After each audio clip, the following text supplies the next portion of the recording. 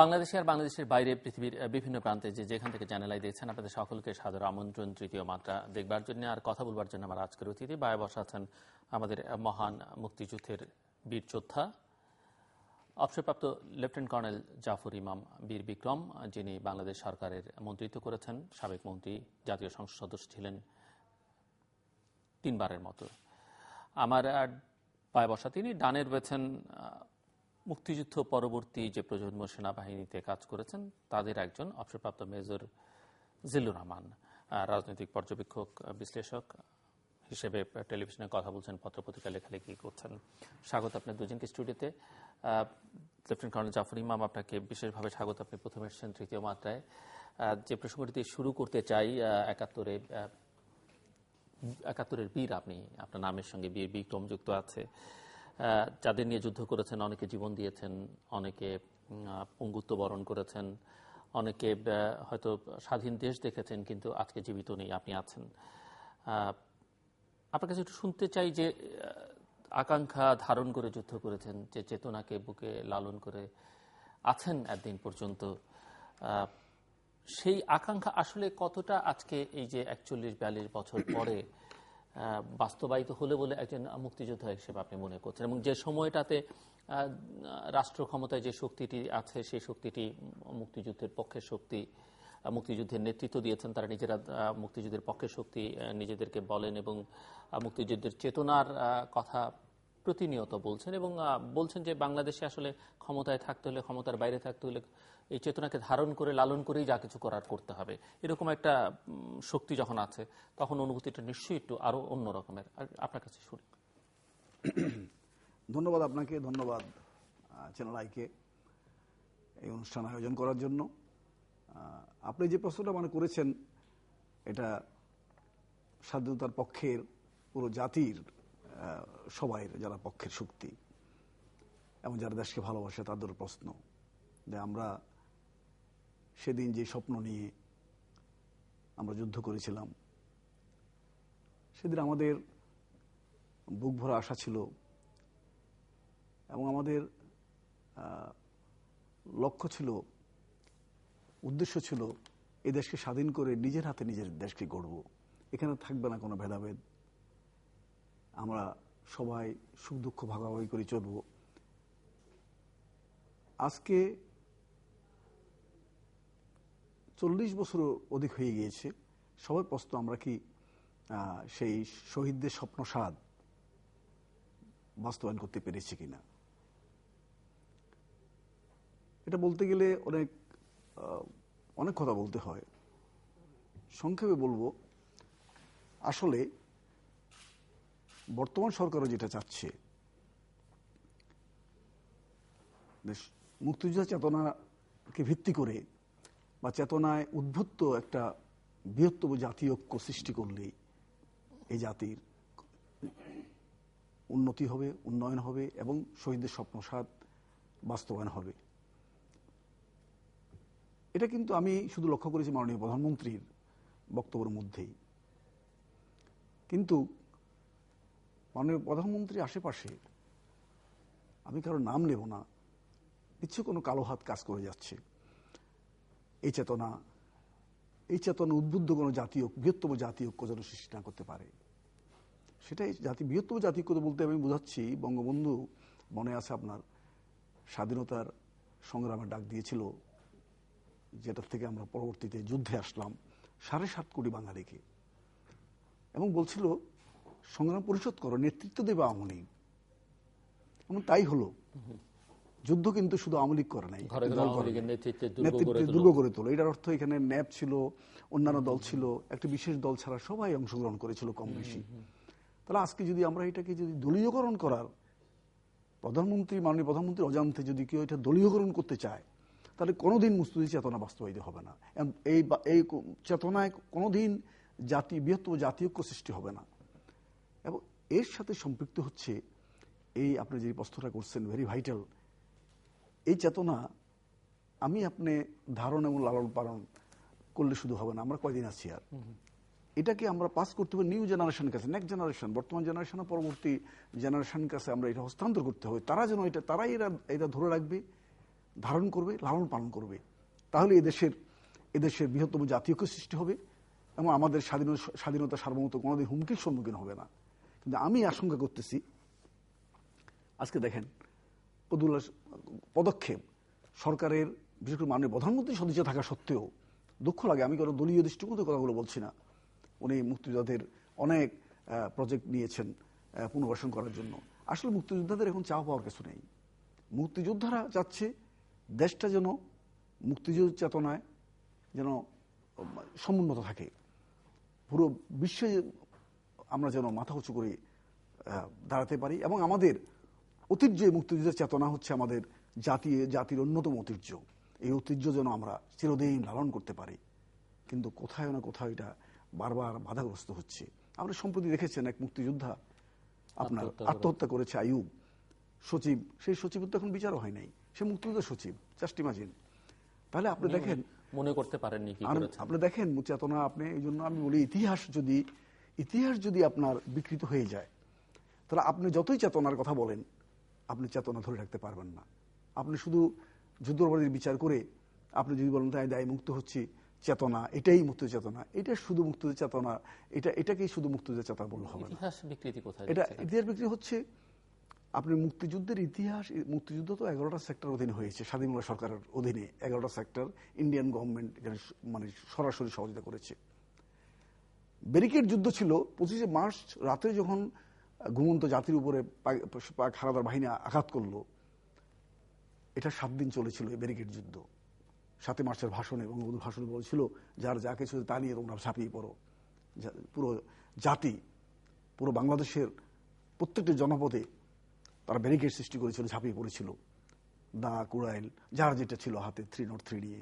কিন্তু একটা অত্যাধুনিক অস্ত্রে সজ্জিত পাকিস্তান সেনাবাহিনীর বিরুদ্ধে আপনি তো বাঁশের লাঠি দিয়ে 303 দিয়ে যুদ্ধ করতে পারেন না। তারপরও বাঙালি, এটা পৃথিবীর ইতিহাসে বিরল, কোনো স্বাধীনতা যুদ্ধ, কোনো যুদ্ধ ব্যারিকেড যুদ্ধ দিয়ে শুরু হয় নাই। এই 7 দিনের ব্যারিকেড যুদ্ধ 31শে মার্চে শেষ হয়ে গেল। সেখান থেকে এই যোদ্ধারাই, শ্রমিক, ছাত্র, জনতা, আর্মি, বিডিআর, যারা সবাই মিলে আমরা 11 সেক্টরে গঠন করে 11 সেক্টরে স্বাধীন বাংলা সরকার অধীনে আসছে। আজকে 11 সেক্টরের কোনো ইতিহাস আলোচনা করা হয় না। স্বাধীন বাংলা সরকার 11 সেক্টরের ইতিহাস আলোচনা করলে আপনি স্বাধীন বাংলা সরকার আসবে। এখানে স্বাধীন বাংলা সরকার আসলে তার অবদানের প্রশ্ন আসবে। আজকে যদি আপনি এই যুদ্ধটাকে অনেকে গেরিলা যুদ্ধ, এই যুদ্ধ আর্মি 20,000 ছিল, আমরা সিভিলিয়ান ছাত্র জনতা অনেকে বলে 1 লক্ষ ছিলাম, এটাকে একটা ডিফারেন্সিয়েট করতে চায়। এটা খুব জঘন্য। এইটার মধ্যে আমি গন্ধ পাচ্ছি অভিসন্ধির, ষড়যন্ত্রের নীল নকশা এখানে। কারণ এটাকে আন্ডারমাইন করা হচ্ছে স্বাধীনতা যুদ্ধটাকে, সাথে সাথে আন্ডারমাইন করা হচ্ছে ভারতের অবদান আমাদের স্বাধীনতা যুদ্ধে, সেটাকে আন্ডারমাইন করা হচ্ছে। এটা এই জন্য বলছি, আপনি গেরিলা যুদ্ধ করেন 11 সেক্টরে, আপনি লক্ষ্য করবেন, আপনি জানেন 11 সেক্টরের অল কমান্ডার ছিল কিন্তু আর্মি থেকে। আর পাশাপাশি 11 সেক্টর অধীনে কিন্তু স্বাধীনতা যুদ্ধ 8.5 মাস, 9 মাসেই প্রায় কয়েকদিন, মার্চের ব্যারিকেড যুদ্ধ ছাড়া স্বাধীন বাংলা সদর অধীনে 11 সেক্টর হয়েছিল। এবং যেসব গেরিলা যুদ্ধ হয়েছে সেগুলো সামরিক যুদ্ধ। গেরিলা যুদ্ধ, ভারতের প্রসঙ্গে যেখানে একটু ইন্টারাপ্ট করি, আপনি যেমন ভারত সহযোগিতা করেছে, একথা সর্বজন স্বীকৃত এবং নানাভাবে সর্বাত্মকভাবে সহায়তা করেছে। আর ভারতের কেউ কেউ তো আবার এটিও বলবার চেষ্টা করেছেন মূলত যুদ্ধটা পাকিস্তান ভারতের মধ্যে ছিল, বাংলাদেশকে আসলে ভারত পাকিস্তানকে পরাজিত করে সুফলটা তুলে দেয়। এবং আমরা যদি সারেন্ডার সেরিমনি দেখি, সেখানেও তো এটা আপনি একটা, আপনার এই প্রশ্নটা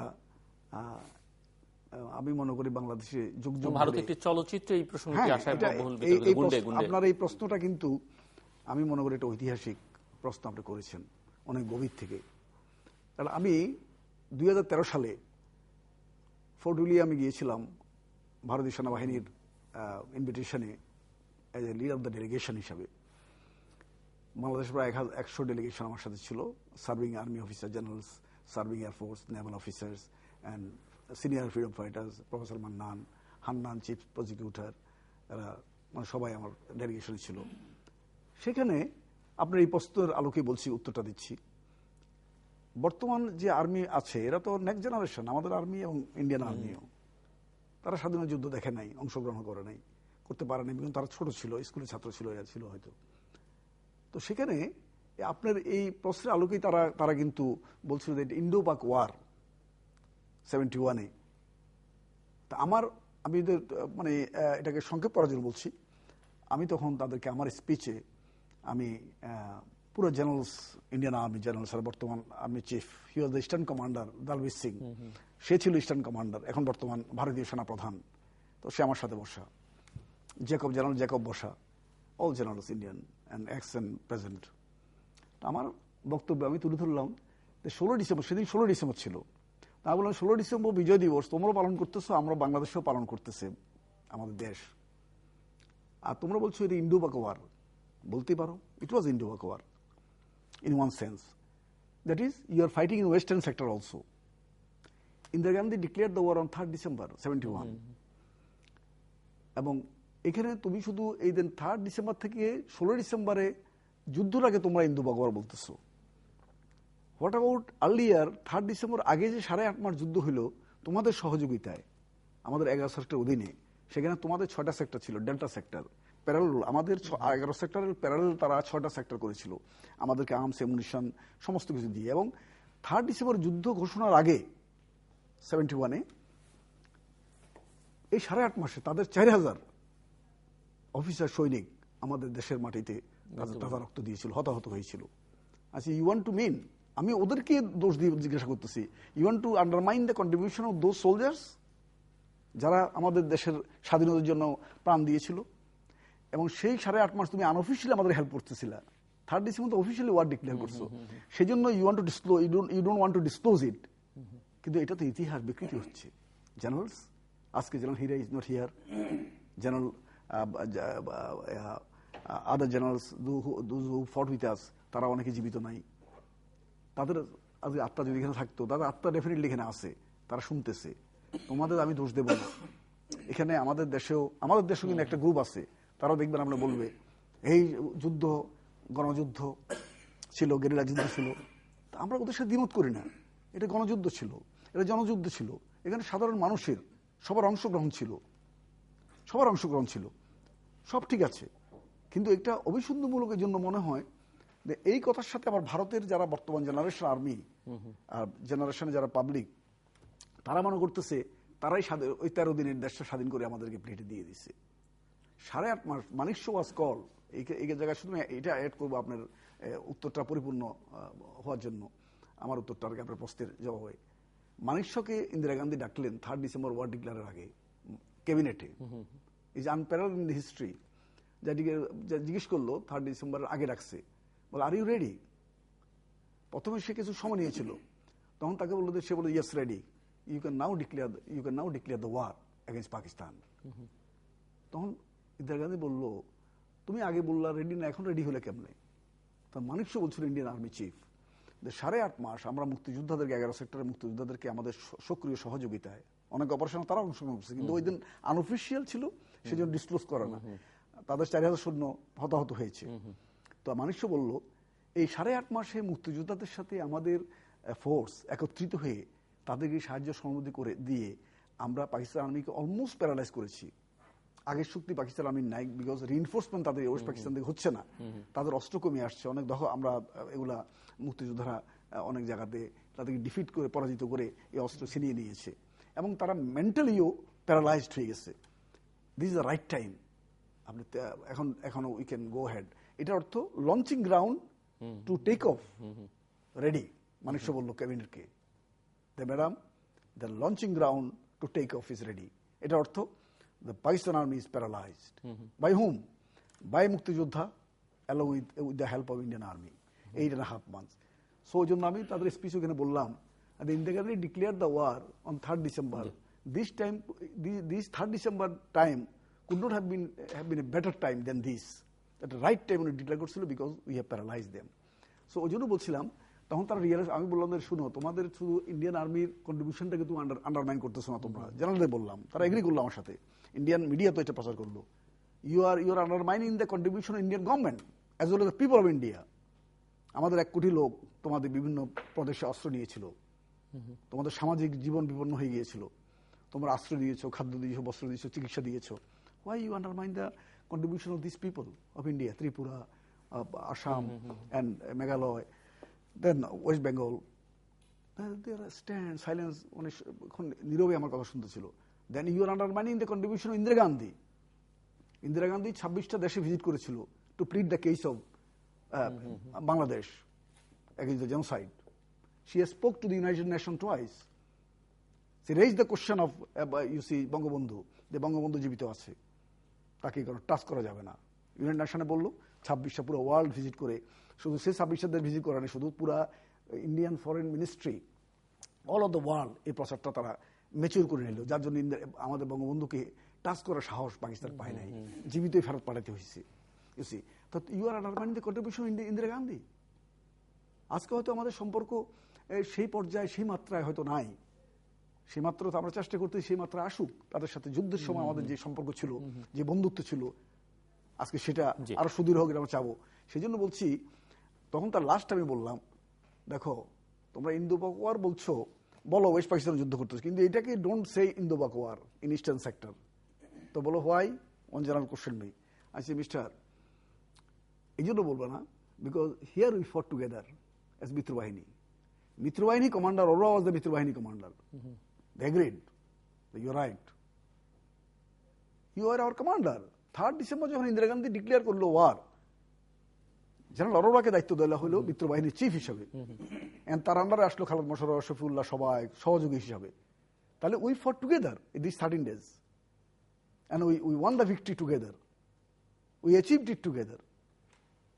But if you just say এটা ইন্দো পাক শুধু বলো, তাহলে অ্যাচিভমেন্টটা আমাদের হবে না। আমরা ক্লেম করো আমরা নেক্সট জেনারেশন, তোমাদের নেক্সট জেনারেশন, বর্তমান জেনারেশন, আমাদের জেনারেশন, নেক্সট জেনারেশন, আমাদের দেশের, এরা একটা ভুলের মধ্যে থাকবে।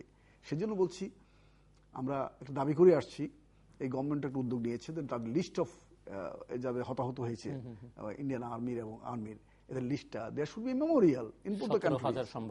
হ্যাঁ, 19,000 তারা বলে in both the sectors, not 17,000 এখানে না, 19,000 এখানে না, আমাদের এখানে 8,000 টোটাল। নেক্সট ফেজ ইয়ারে 4,000 আগে, 4,000 3rd ডিসেম্বর থেকে নিয়ে টোটাল 8,000 হতাহত। তো কিন্তু এদেরকে তো আমরা স্মরণ করতে হবে, এরা কি পেয়েছে। আমি আই টোল্ড ইউ 2013 সালে আমি যে ইন্ডিয়া গেলাম, I met few my colleagues যারা সহযোদ্ধা, সেকেন্ড রাজপুত ছিল বর্তমান মন্ত্রী VK Singh, he was army chief, and others, captain Clay, সে একটা মেশিনারিজ দোকান নিয়ে বসা, এক পা নাই তার, he lost one of leg in Belonia battle. I met all of them. তারা কিছু পায় না, আমি ওদেরকে ওই কোশ্চেনটা তো ওখানে করে আসলাম, তাদেরকে সম্মানও দেখাচ্ছে না, মেমোরিয়াল একটা করেছে, পুষ্পমাল্য অর্পণ করো, আমরা করে আসলাম কিছুক্ষণ আগে, কিন্তু তারা পেনশন ছাড়া কি পাচ্ছে, কিছু পাওয়ার। আমরা কিছু চাই না, ওরাও কিছু চায় না, ওরা সম্মানটুকু শুধু। আজকে সেই সম্মানটুকু আমরা মুক্তিযোদ্ধারা পাচ্ছি কিনা, সেটা একটা বিরাট প্রশ্ন। আপনার কাছে চেতনার কথা বা প্রতিক্রিয়া পুরোটা শোনা হয়নি, আরো শুনবো আমরা কর্নেল জাফর ইমামের কাছ থেকে। আপনি তো মুক্তিযুদ্ধ পরবর্তী প্রজন্ম সেনাবাহিনীতে কাজ করেছেন, অনেক মুক্তিযোদ্ধার সঙ্গে কাজ করবার সরাসরি সুযোগ গেছে সবই, এবং এই যে চেতনার কথা, তো এই মুক্তিযুদ্ধের চেতনা, মুক্তিযুদ্ধের পক্ষ শক্তি, এই কথাগুলো, কথামালা, শব্দমালা তো বহুলভাবে উচ্চারিত হচ্ছে এই সময়টাতে গত কয়েক বছর ধরে। সেখানে আপনার কাছে কি মনে হচ্ছে যে মুক্তিযুদ্ধের যে আকাঙ্ক্ষার কথা আমরা মুক্তিযুদ্ধের পরে যারা যেভাবে শুনেছেন, তার সঙ্গে আসলে কতটা সঙ্গতি আছে, অসঙ্গতি আছে, কোথায়?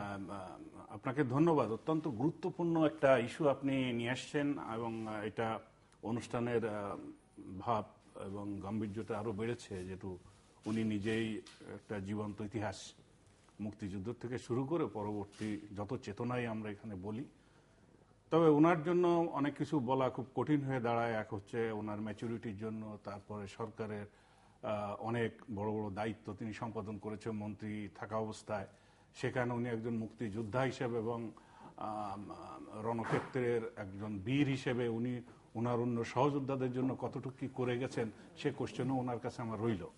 তবে যে চেতনার কথা বলছেন, চেতনা কি? চেতনা বলতে আমি যেটা বুঝি, আমরা 47-এর পরে যে দেশ বিভাগ হলো, সেই বিভাগের পরবর্তীতে আমরা কি চেয়েছিলাম, স্বাধীন দেশ চেয়েছি কেন?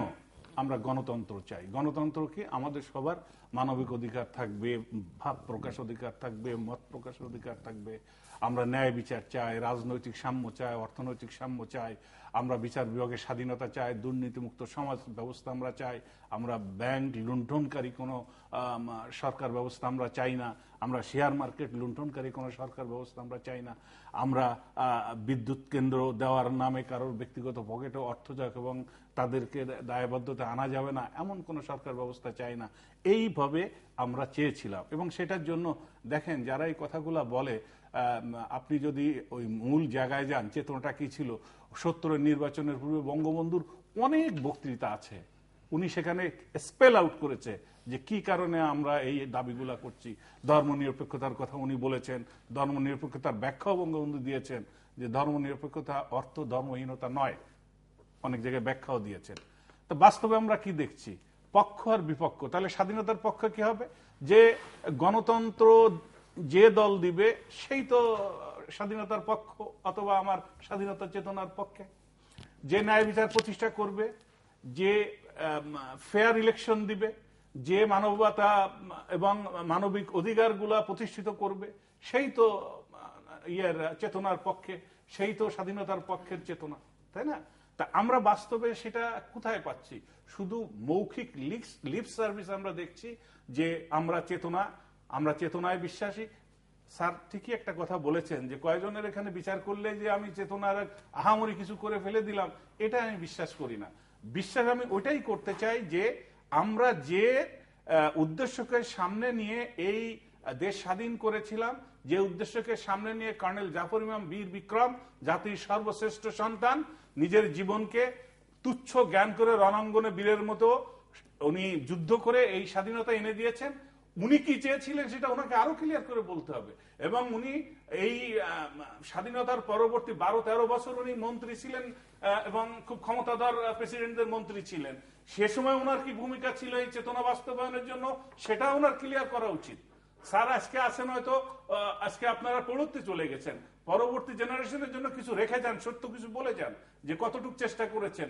আজকে আপনি একটা ভালো কথা বলেছেন, ভারতের আমার সঙ্গে জাতিসংঘে ছিল একজন ডিআইজি ইলিয়াস আজম, সে আবার বাঙালি প্লাস মুসলমানও।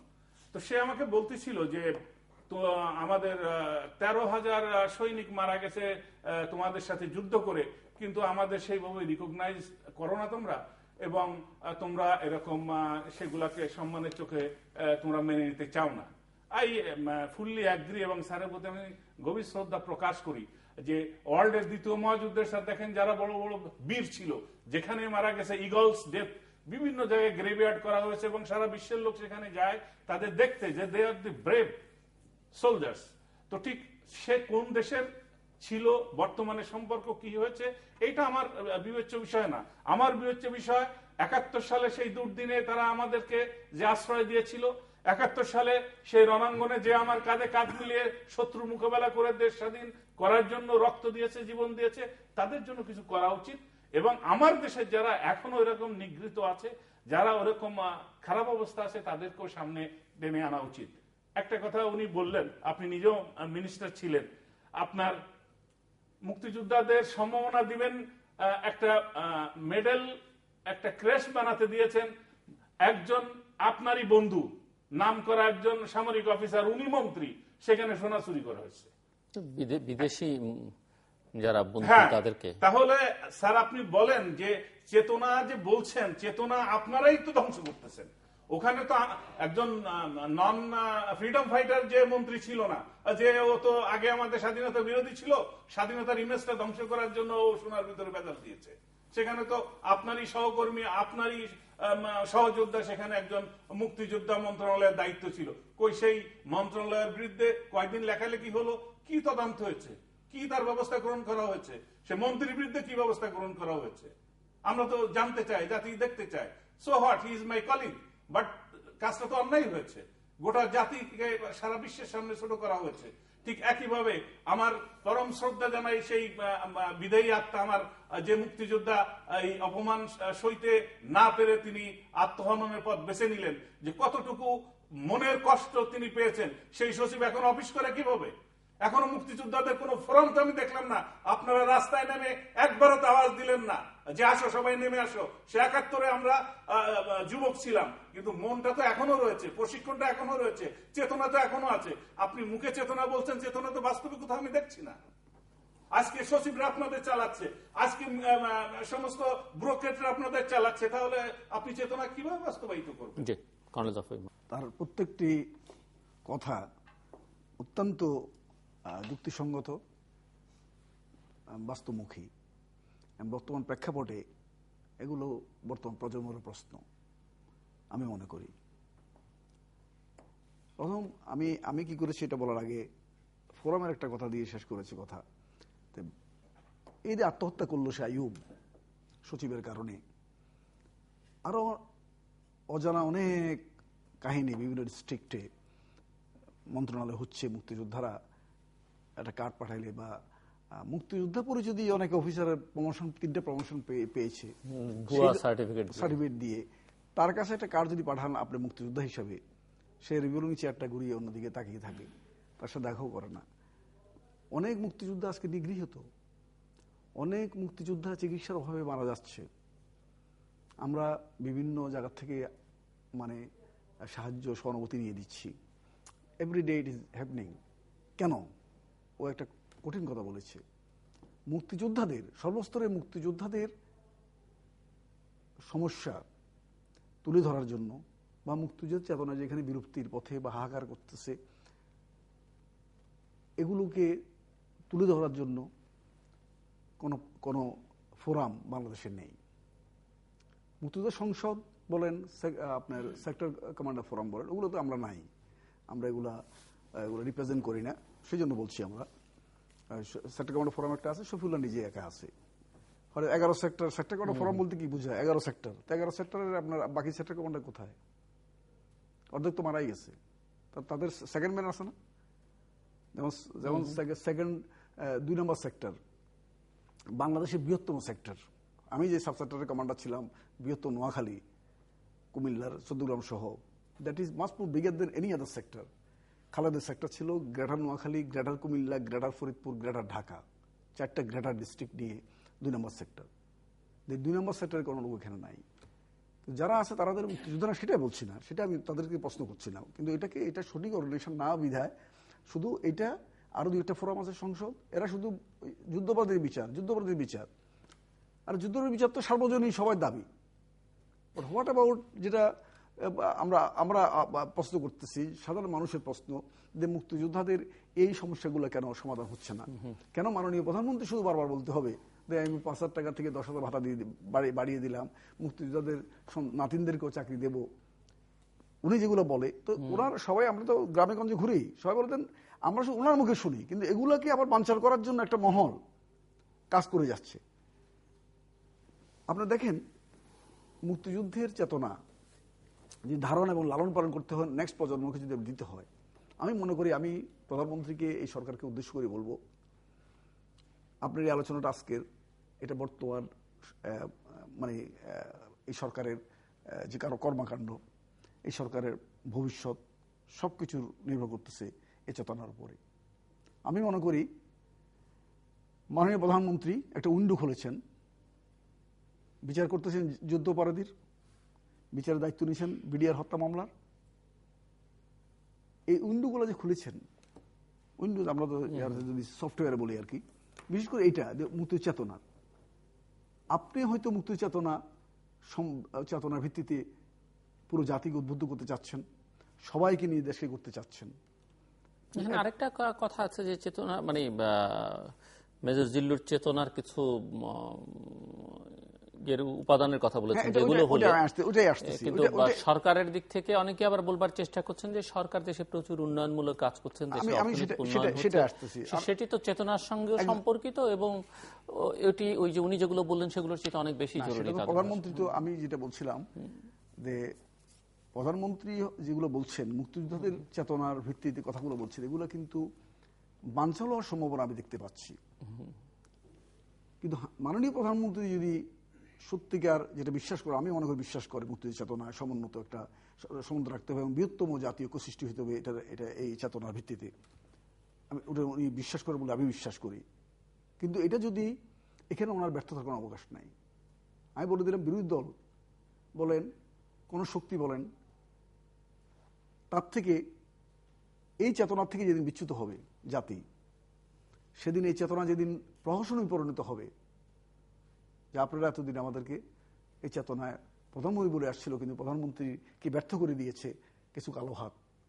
এই যেটা আইয়ুবের কথা বললাম, আজকে সে যে কথাগুলো বলল, আমরা সুশাসন পাচ্ছি না, আমরা বিচার পাচ্ছি না, আমরা দুর্নীতি দেখতে পাচ্ছি, আমরা হলমার্ক বলেন, স্টক চেঞ্জ বলেন, বেসিক ব্যাংক বলেন, এগুলো তো প্রাইম মিনিস্টারের হয়তো প্রধানমন্ত্রী চাচ্ছেন দেন, হ্যাঁ চেতনা অর্থ হয়েছিল আমরা তো সেদিন কি চেয়েছিলাম, আমাদের স্বপ্নসাৎ কি ছিল, দেন নিজের হাতে নিজের দেশকে গড়বো, আমরা সবাই আমরা সমৃদ্ধ হব।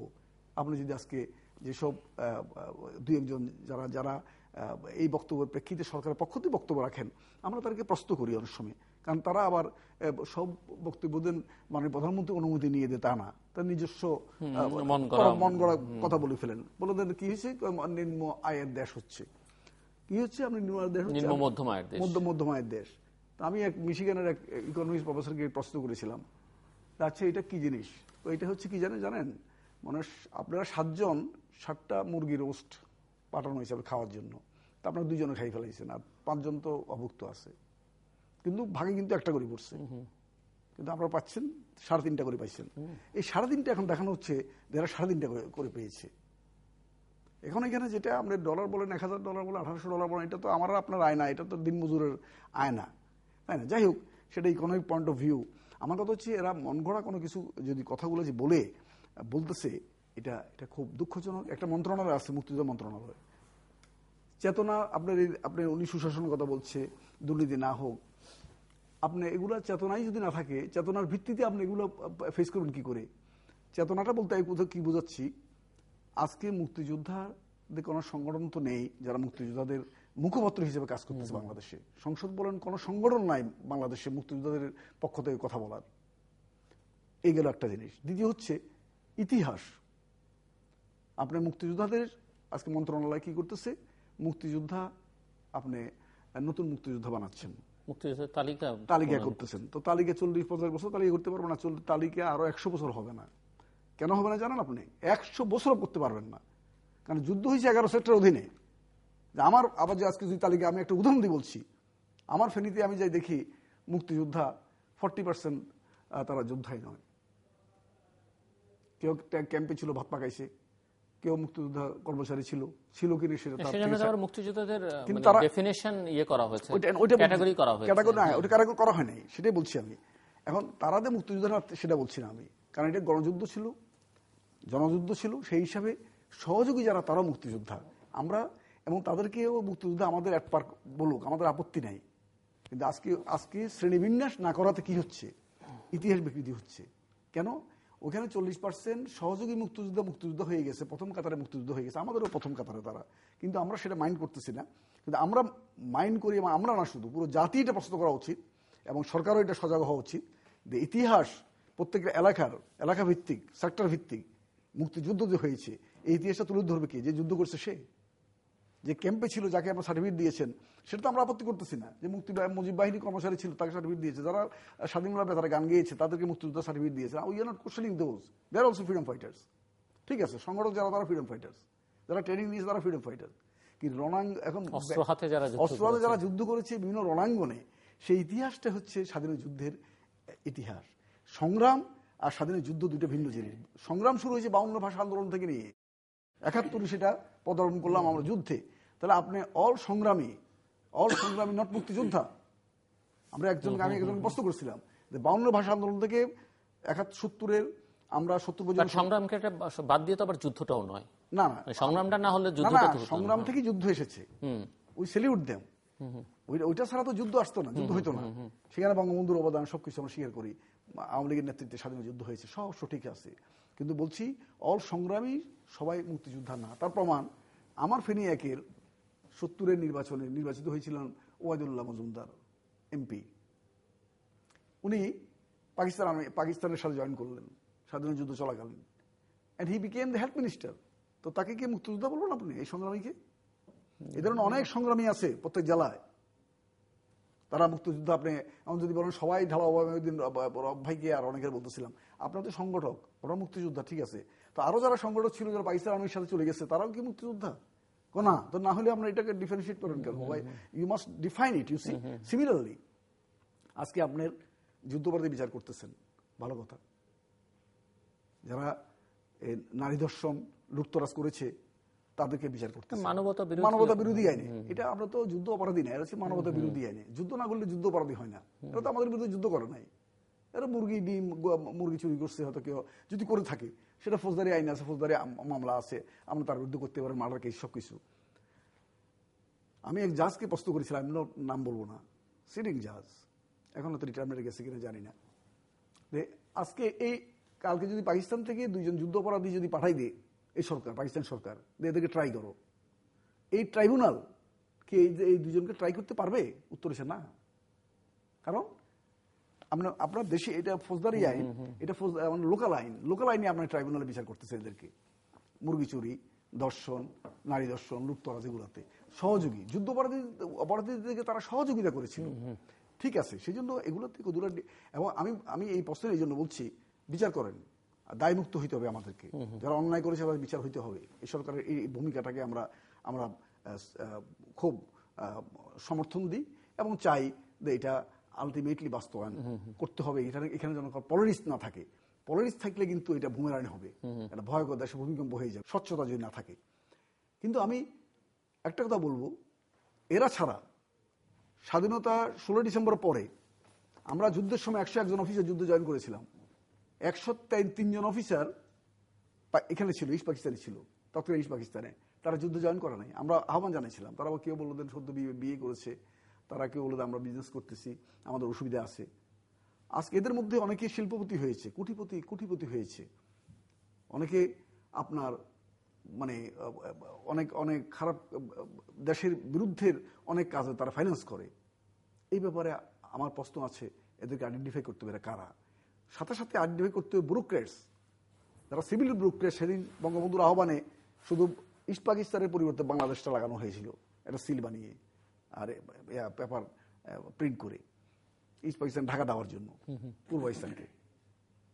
এই অফিসাররা যারা সিভিল সার্ভেন্ট ছিলেন তৎকালীন, এবং সিভিল সোসাইটিতে যারা এখনো তো স্যার এটা এখন দেখা যায়, এখনো স্যার রাজপথে সোচ্চার যারা তখন ইউনিভার্সিটি বলেন, সচিবালয় বলেন, জেলা প্রশাসনে বলেন, পুলিশ প্রশাসনে বলেন, সেনাবাহিনী বলেন, অনেক জায়গায় চাকরি করেছে, তারা এখন কিন্তু বড় মুক্তিযোদ্ধা চেতনার সওদা করে।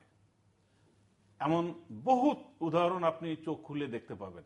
আরো একটা কথা, to add supplement to your statement, বৃহত্তর যে ঐক্যের কথা বলছেন স্যার, বৃহত্তর ঐক্যের জন্য কতগুলো জায়গায় আপনাকে এক হতে হবে। সেটা আমি মনে করি যেমন আমাদের স্বাধীনতা, এখানে এক থাকতে হবে, আমাদের স্মৃতিসৌধ, আমাদের শহীদ মিনার, আমাদের প্রয়াত রাষ্ট্রপতি বঙ্গবন্ধু শেখ মুজিবুর রহমান, তার অবদান, শহীদ রাষ্ট্রপতি জিয়াউর রহমানের অবদান, যার যতটুকু, ঠিক সেই জায়গায় তাকে সেই অবদানটুকু দিতে হবে।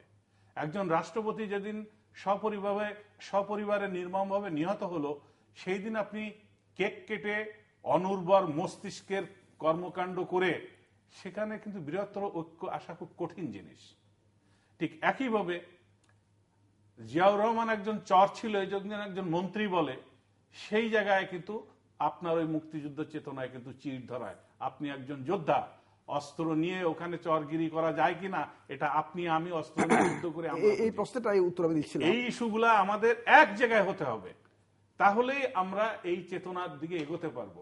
এখন শত্রু যদি দুধরে দুধ বলে, আমি মুদ বলবো, তাহলে কিন্তু আমাদের সেই বৃহত্তর চেতনার সৃষ্টি হবে না।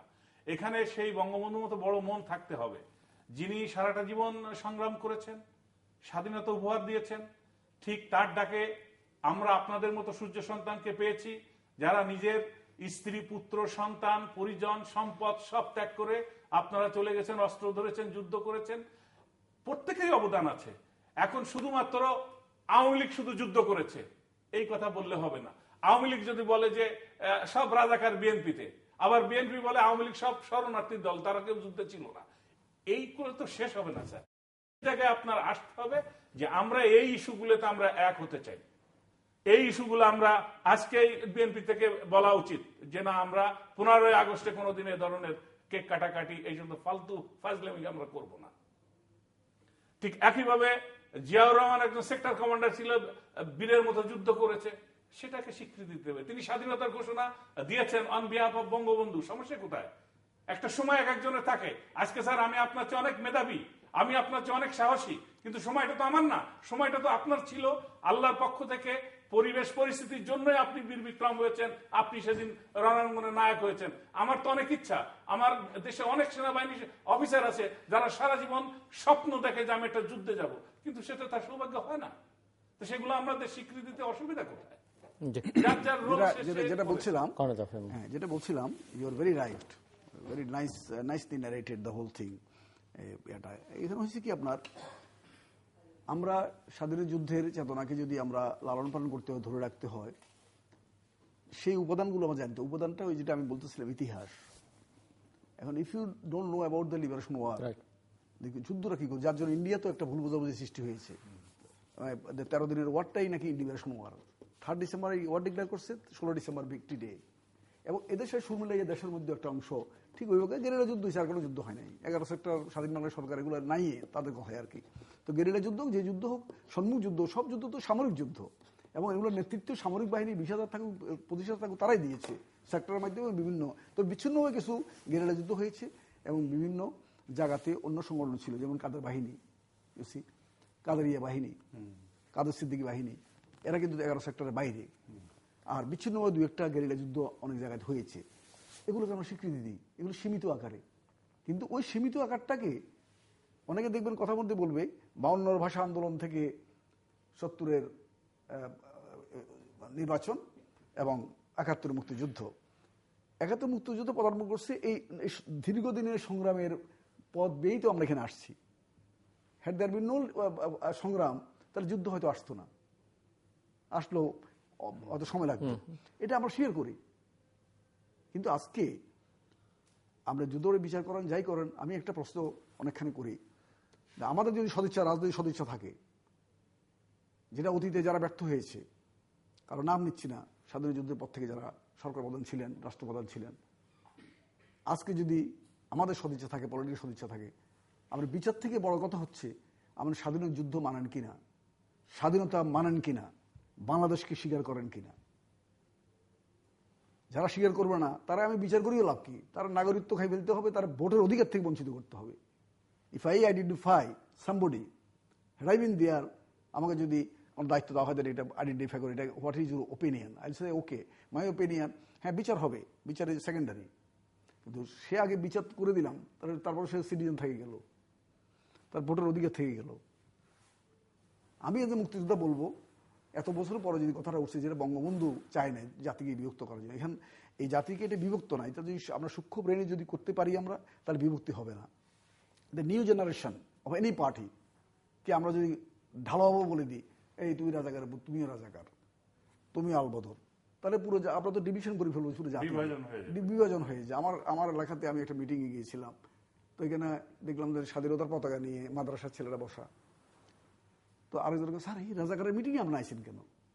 মাদ্রাসার ছেলেরা বসছে, এখানে তারা আমাকে দাওয়াত দিচ্ছে, তাদের কথা শুনতে আসছি। What is wrong? তারা কি জামাত ইসলাম করে, কোনো পার্টি করবো না, এটা তো মাদ্রাসায় আসছি আমি। তো হোয়াই ইউ কল, দাড়ি থাকলে টুপি থাকলে রাজাকার, মাদ্রাসার ছাত্র, বাংলাদেশ পতাকা তার হাতে শোভা পায় না, শোভা পাবে জিন্সের প্যান্ট আর একটা সুন্দর শার্ট গার্ড দিলে তার হাতে স্বাধীন পতাকা শোভা পাবে, এটা কারেক্ট না। Why you talking like this? আর তার হে তো দূর কথা, তার বাবা তো রাজাকার ছিল না। এই পোলাটার পর যদি 16 বছর হয়ে থাকে, যুদ্ধকালীন তার বাপের বয়স ছিল 11 বছর হয়তো ম্যাক্সিমাম। তো হোয়াই ইউ কল, তুমি তো জেনারেশনে ভাগ করে দিচ্ছ। আমরা চাইবো যে অন্যায় যারা করেছে, যুদ্ধাপরাধী হোক, মানব বিরোধী আইনি বিচার হোক, এই দায়িত্ব যেন নিউ জেনারেশন যে দলে থাকুন তারাও যেন না নেয়। হ্যাঁ, এটা না না, এই সুযোগটা তো আমরা কোনো দল, রাজনৈতিক দল, কোনো দল, সব দল, আওয়ামী লীগ বলেন, বিএনপি বলেন, লেফটিস্ট বলেন, জাসদ বলেন, এই সুযোগটা কিন্তু আমরা কাউকে দিই নাই।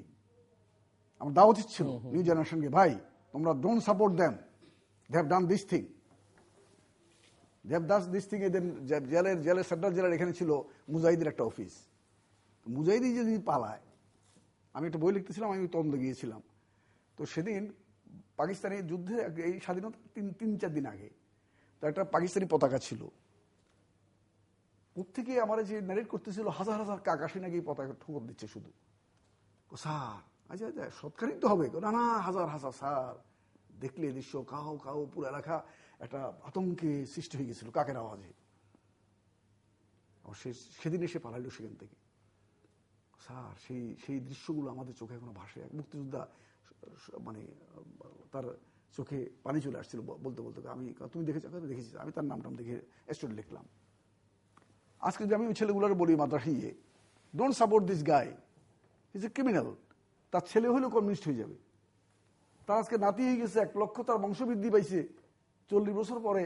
আপনারা দেখেন বঙ্গবন্ধু কিন্তু হিমালয় পর্বত সম তার মন ছিল, দিল ছিল। উনি দেশকে বিভক্ত করতে চায় না, জাতিকে। তার প্রমাণ দেখেন। 74 উনি পাকিস্তান গেলেন ইসলামিক কনফারেন্সে, লাহোর এয়ারপোর্টে ওনাকে সবাই রিসিভ করলো। রফ রবানি ছিল লাহোর এয়ারপোর্টে সেদিন। He was receive by Pakistan, Bhutto and all. গেছে ইসলামিক কনফারেন্সে। হি ইনভাইটেড ভুট্টো আসার পথে, and within a month or so Bhutto visited Bangladesh. Sir একটা পয়েন্ট এর ভিতরে রিলেটেড শেষ করে দিই। কাজী জাফর, এক সেকেন্ড, কাজী জাফর একদিন আমাকে বলতেছিলেন যে বঙ্গবন্ধু দেশে আসার পরে 32 নম্বরে একদিন যে বলছি, বঙ্গবন্ধু এই যে রাজাকার যা আছে এগুলার তো একটা ভিত করতে হয়, কি করা যায়, এই করছে তা করছে। কাজী জাফর এখনো বেঁচে আছে। উনি বলতেছিলেন, বঙ্গবন্ধু বলে, এই এখন দেশ গড়বি, জাতি গড়বি, নাকি এখন বাইরে বাইরে হানাহানি করবি? একটারে ধরবি যে দেখবো আরেক ভাই হচ্ছে আওয়ামী লীগ কর, আরেক ভাই ফ্রিডম ফাইটার ছিল, যেগুলা ধরছি ধর, আমি কাজ কর। হ্যাঁ, আমি সেটা আসতেছি। তো বঙ্গবন্ধু ওনাকে দাওয়াত দিয়ে আনলেন ভুট্টোকে। আই স্টিল রিমেম্বার, আমার ওসি ছিল মেজর মতিন, ওসি, আমি ছিলাম প্রভোস্ট মার্শাল, মিলিটারি পুলিশের চিফ পুরো বাংলাদেশ আর্মির, অ্যান্ড আমার ওসি ছিল মেজর মতিন। তো মেজর মতিনকে বললাম যে এখন তো ভুট্টোকে এসকর্ট দিতে হয় প্রধানমন্ত্রী হিসাবে। কোনো sir, we are freedom fighter, we refuse to. ভুট্টোকে দাওয়াত দিয়ে এনেছে, খাওয়া সবকিছু করুক, ঠিক আছে। চেতনা, এগুলো হচ্ছে চেতনা। সে বলতো আই উইল নট, বাট আমাদের রাষ্ট্রীয়তাকে সম্মান দেখা অসুবিধা নাই, খাওয়া দাওয়া করে করুক। কিন্তু আমি অন্য প্রেক্ষাপটের কথাটা বলতেছিলাম। বঙ্গবন্ধু সেদিন কি দেখিয়েছে? একদিকে উনি সবাইকে মাফ করে যান নাই, এদেরও বিচার হবে যারা জঘন্য অন্যায় করেছে, ঠিক আছে। রাজা গালবাদকদের যারা অন্যায় করেছে প্রমাণ সাপেক্ষে তাদেরকে বিচার হবে। বঙ্গবন্ধু এটা যদি আমরা বলে দিলাম উনি মাফ করেছেন, নো, ওটা বলে গেছে। পাশাপাশি উনি চাইছেন যে জাতি যেন ডিভাইড না হয়ে যায়, হানাহানি যদি নিজের মধ্যে না হয়। আচ্ছা, 40-50 বছর পরে এদের বংশবৃদ্ধি পেয়েছে, একজন 1 লক্ষ 1.5 লক্ষ, ইউনিভার্সিটিতে পড়ে ছেলে পেলে, মেয়ে বিয়ে দিয়ে ফেলেছে। এখন জাতিকে ডিভাইড না করে এইটা চলবে। ট্রায়ালও যারা অন্যায় করেছে এবং এদেরকেও বুঝাইতে হবে, don't support this guys. Bangabandhu কেন করেছিলেন? বঙ্গবন্ধু সেদিন একটা জয়েন্ট কমিউন যেটা লিডার হয়েছিল, ওটার মধ্যে কি ছিল?